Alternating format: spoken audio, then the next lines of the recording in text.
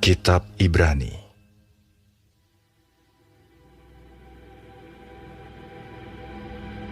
Setelah pada zaman dahulu, Allah berulang kali dan dalam pelbagai cara berbicara kepada nenek moyang kita dengan perantaraan nabi-nabi. Maka pada zaman akhir ini, Ia telah berbicara kepada kita dengan perantaraan anaknya, yang telah Ia tetapkan sebagai yang berhak menerima segala yang ada. Oleh Dia, Allah telah menjadikan alam semesta. Ia adalah cahaya kemuliaan Allah dan gambar wujud Allah, dan menopang segala yang ada dengan firman-Nya yang penuh kekuasaan. Dan setelah Ia selesai mengadakan penyucian dosa, Ia duduk di sebelah kanan yang maha besar, di tempat yang tinggi, jauh lebih tinggi daripada malaikat-malaikat. Sama seperti nama yang dikaruniakan kepadanya, jauh lebih indah daripada nama mereka. Karena kepada siapakah di antara malaikat-malaikat itu pernah Ia katakan, "Anakku engkau telah kuperanakan pada hari ini, dan Aku akan menjadi bapanya, dan ia akan menjadi anakku."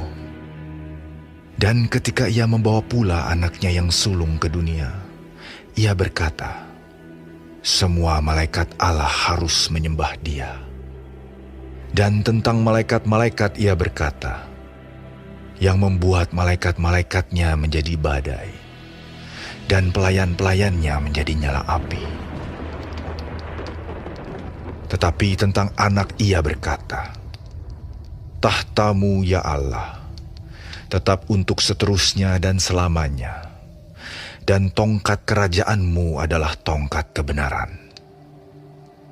Engkau mencintai keadilan dan membenci kefasikan.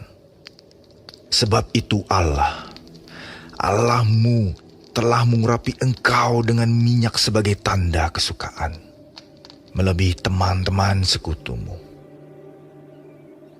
Dan pada mulanya ya Tuhan, Engkau telah meletakkan dasar bumi, dan langit adalah buatan tangan-Mu. Semuanya itu akan binasa, tetapi Engkau tetap ada, dan semuanya itu akan menjadi usang seperti pakaian. Seperti jubah akan Engkau gulungkan mereka, dan seperti persalinan mereka akan diubah. Tetapi Engkau tetap sama, dan tahun-tahun-Mu tidak berkesudahan. Dan kepada siapakah di antara malaikat itu pernah Ia berkata, 'Duduklah di sebelah kananku, sampai kubuat musuh-musuhmu menjadi tumpuan kakimu'? Bukankah mereka semua adalah roh-roh yang melayani, yang diutus untuk melayani mereka yang harus memperoleh keselamatan?"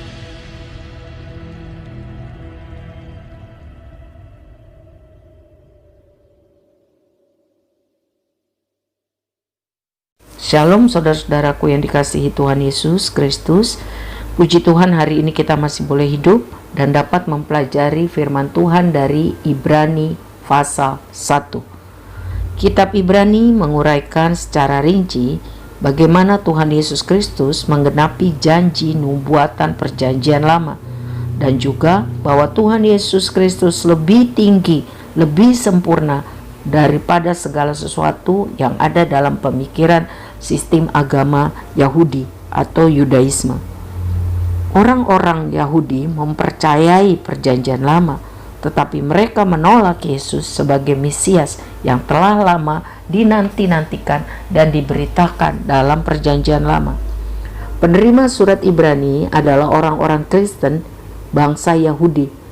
Mereka sudah menerima Yesus Kristus sebagai Tuhan dan Juru Selamat, tetapi karena penganiayaan, karena ajaran palsu, saat itu mereka menjadi ragu dan menjadi berbahaya karena ada indikasi mau meninggalkan iman Kristen dan kembali kepada Yudaisme. Tuhan memakai banyak cara untuk menyampaikan pesannya, kepada orang-orang tercatat dalam Perjanjian Lama, antara lain kepada Nabi Yesaya melalui penglihatan, kepada Nabi Yakub melalui mimpi, kepada Bapak Abraham dan Musa Tuhan menunjukkan secara pribadi. Tapi herannya, bangsa Yahudi tidak percaya bahwa Tuhan berkuasa menyatakan dirinya melalui Yesus Kristus. Yesus Kristus adalah penggenapan dan puncak penyataan Allah bagi manusia. Kalau kita memiliki Yesus Kristus, berarti kita memiliki semua yang kita butuhkan untuk bisa diselamatkan dari dosa, sehingga hubungan kita diperbaiki dengan Tuhan. Sebab selama ini karena dosa, maka hubungan manusia dengan Tuhan menjadi rusak. Yesus adalah agen Tuhan dalam menciptakan dunia, karena di dalam Dia telah diciptakan segala sesuatu. Kolose 1 ayat 16. Jadi Tuhan Yesus tahu dan Dia juga mengendalikan hukum-hukum sorgawi. Hal ini menyangkut keselamatan dan pertumbuhan rohani. Tetapi masalah seperti keuangan, keluarga, dan kesehatan juga terjangkau oleh kuasa otoritas Tuhan Yesus. Karena Tuhan Yesus menciptakan alam semesta, maka tidak ada bagian dalam hidup kita ini, di dalam semesta ini, di luar kendali otoritasnya.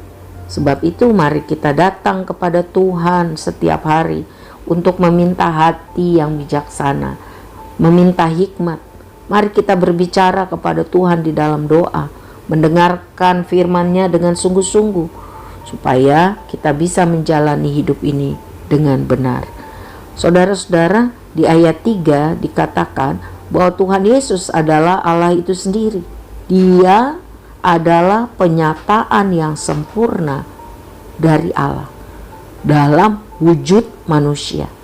Kitab Ibrani mengaitkan kuasa Tuhan untuk menyelamatkan dan kuasa Tuhan juga untuk menciptakan alam semesta ini. Jadi tidak ada yang terlalu sukar buat Tuhan. Tidak ada dosa yang terlalu parah sehingga tidak bisa ditangani oleh Tuhan. Tuhan mampu. Tuhan Yesus mau mengampuni kita bila kita datang kepadanya dengan sungguh-sungguh. Ya. Di ayat 3 dikatakan bahwa Yesus duduk, berarti pekerjaannya telah selesai. Korban Kristus Yesus di kayu salib adalah final. Selanjutnya di ayat 4, mengenai nama yang jauh lebih indah yang diberikan kepada Yesus, ialah anak. Nama Yesus Kristus jauh lebih indah, jauh lebih berkuasa daripada siapapun. Ya. Kita bersyukur kita boleh menjadi anak-anak Tuhan waktu kita percaya dan menerima Yesus Kristus sebagai Tuhan dan Juru Selamat. Jadi hanya Yesus Kristus yang berhak menerima pujian dan penyembahan kita. Ayat 10-12 mengenai bumi dan langit tergulung seperti jubah. Ini menunjukkan bahwa segala sesuatunya itu yang ada di dunia ini tidak kekal, tidak abadi, tidak permanen. Dapat rusak, dapat hilang, dapat lenyap. Jadi kalau kita menganggap bahwa sumber rasa aman, damai sejahtera kita itu adalah uang atau siapapun atau segala sesuatu, bukan iman percaya kita kepada Yesus Kristus, maka kita salah.